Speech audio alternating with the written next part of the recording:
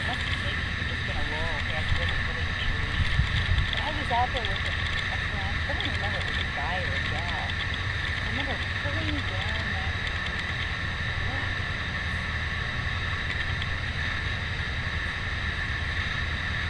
But it was a really stiff branch. I couldn't hold it very long.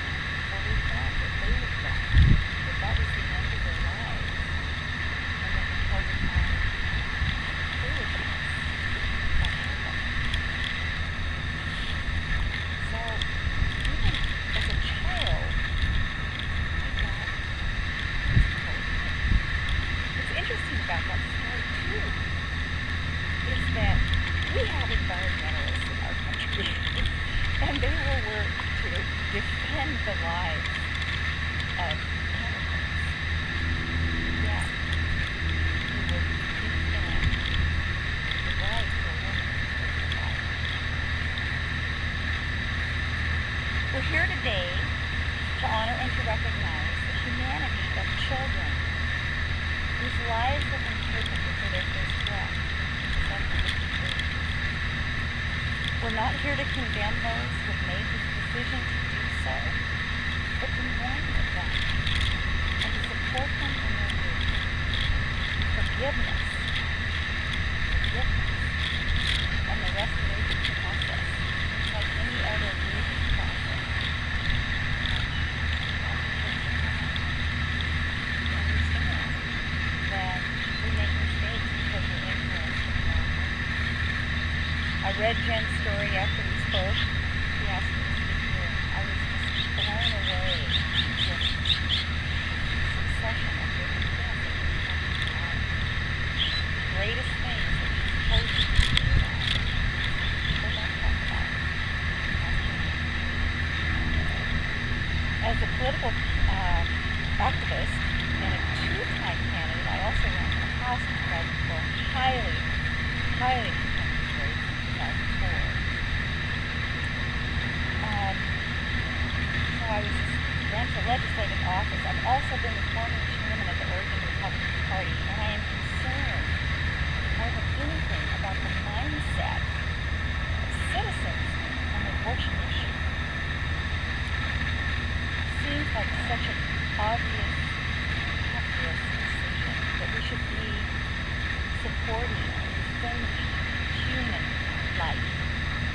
Life is the cornerstone of our Constitution.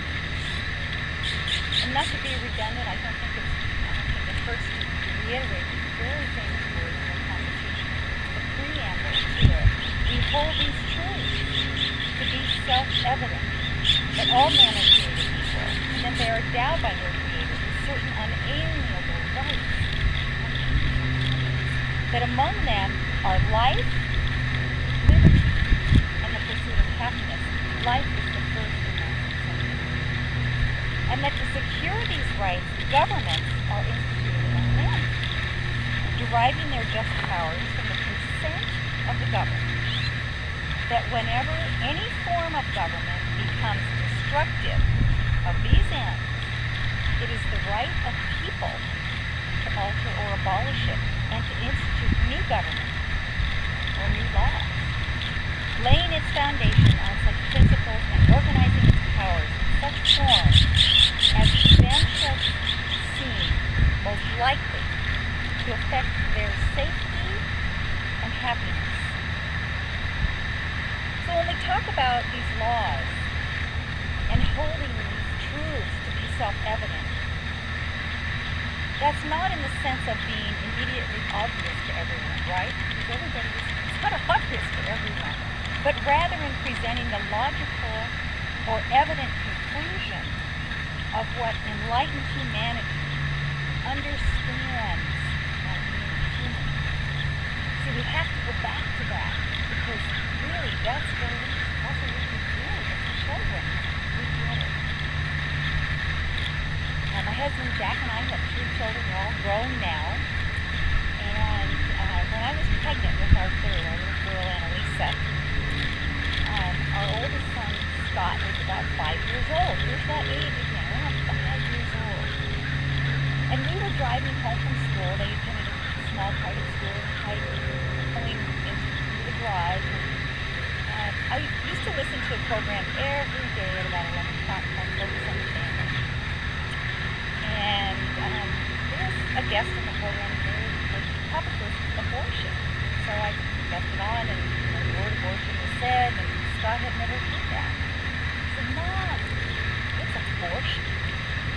And I explained it to him in the most simple terms. Because then, right then, I was pregnant with our third child. And I said, son, Mom, you don't like it. What's happening in your home?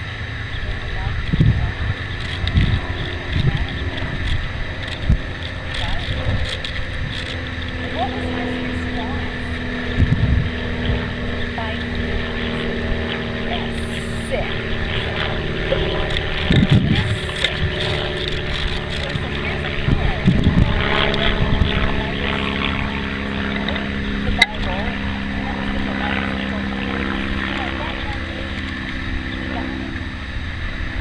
What has happened in our culture?